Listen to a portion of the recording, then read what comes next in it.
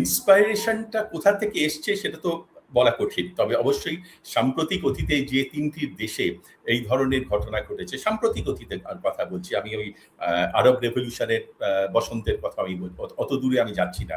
সাম্প্রতিককালে যেটা হয়েছে, শ্রীলঙ্কায় হয়েছে, বাংলাদেশে হয়েছে, তারপরে নেপালে যেটা হয়ে গেল, এই যে জেন জি যে কি শব্দটার উদ্ভব হয়েছে, জেনারেশন, ইয়াংগেস্ট জেনারেশন, আজকের জেনারেশন, মিলেনিয়াম জেনারেশন যেটাকে বলা হচ্ছে, তাদের যে ক্ষোভ, তাদের যে আন্দোলন, সেই আন্দোলনের কিন্তু একটা রেশ আমি দেখতে পাচ্ছি। বিশেষ করে বাংলাদেশ যা হয়েছিল তার থেকে অনেক সিমিলারিটি আমি দেখতে পাচ্ছি। কেমন দেখতে পাচ্ছি যে এতদিন ধরে তো অনেক অনশন হয়েছে, অনেকভাবে অনশন করেছে, পলিটিক্যাল পার্টি করেছে, নন পলিটিক্যাল পার্টি করেছে, এনজিও করেছে, কিন্তু এইভাবে জনমানস উদ্বেলিত হয়নি।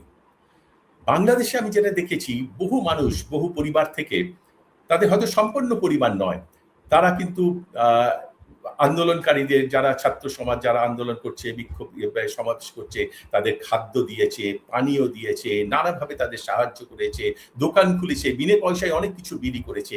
একই জিনিস এখানে দেখা যাচ্ছে।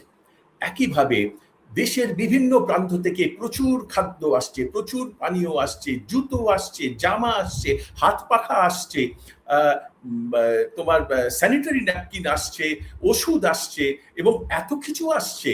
মানুষ ওখানে স্টল করে বসে গেছে যে তারা বিনা পয়সায় তারা চা খাওয়াচ্ছে, খাবার খাওয়াচ্ছে, বিনা পয়সাতে তারা সমস্ত কিছু পরিষেবা দিচ্ছে। তারা নিজেরা বলছে যে আমরা এটা আমাদের দিক থেকে আমরা এই আন্দোলনকে সমর্থন করছি, আমাদের দিক থেকে ক্ষুদ্র উদ্যোগ এটা বলে, এবং তারা কেউ নাম লুকাচ্ছে না, তারা কেউ পরিচয় লুকাচ্ছে না, প্রকাশ্যে তারা দিচ্ছে।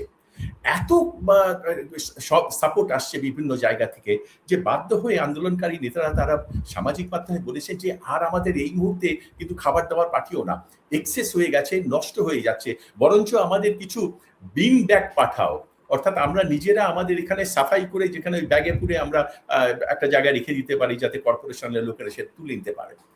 এই যে সমাজের সর্বস্তরের বহু বাচ্চা বাচ্চা ছেলে মেয়ের সঙ্গে তাদের বাড়ির লোকেরা এসেছেন, মা এসেছেন, বাবা এসেছেন, আত্মীয় স্বজন এসেছেন, সাপোর্ট দেওয়ার জন্য, একটা মানসিক দিক থেকে শারীরিক উপস্থিত দিয়ে একটা সাপোর্ট দেওয়ার জন্য তাদের কথা বলছেন, তাদেরকে সাহস দিচ্ছেন, তাদেরকে ভরসা দিচ্ছেন, বলছে আমরা আছি।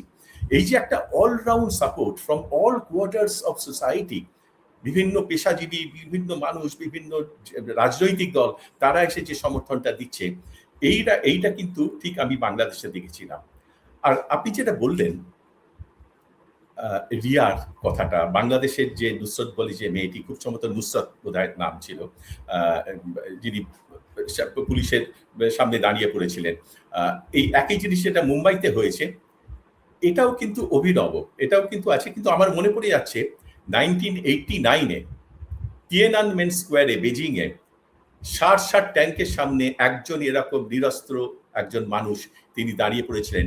এপি সেই ছবি পৃথিবী বিখ্যাত হয়েছিল, পুরস্কার পেয়েছিল, যে মাইটি স্টেট, এই সর্বশক্তিমান রাষ্ট্র, তার ট্যাঙ্কের সামনে একজন ক্ষুদ্র মানুষ বা অস্ত্রহীন শুধু সে দাঁড়িয়ে রয়েছে।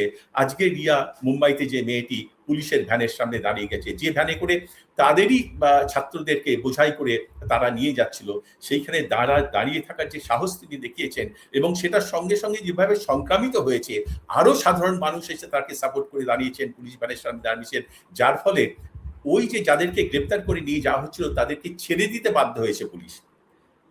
এটা কিন্তু এই মনোবল, আন্দোলনের মনোবল বাড়িয়ে দেয়। বাংলাদেশে যেভাবে এটা সারা ভারত দেশে ছড়িয়ে গিয়েছিল, আমার যেটা মনে হচ্ছে এইটা যদি সাস্টেন করে, তাহলে ক্রমশ সমস্ত দেশের সমস্ত রাজ্যের বিভিন্ন শহরে ছাত্রদের এই আন্দোলনটা ছড়িয়ে পড়ার একটা যথেষ্ট বড় সম্ভাবনা রয়েছে।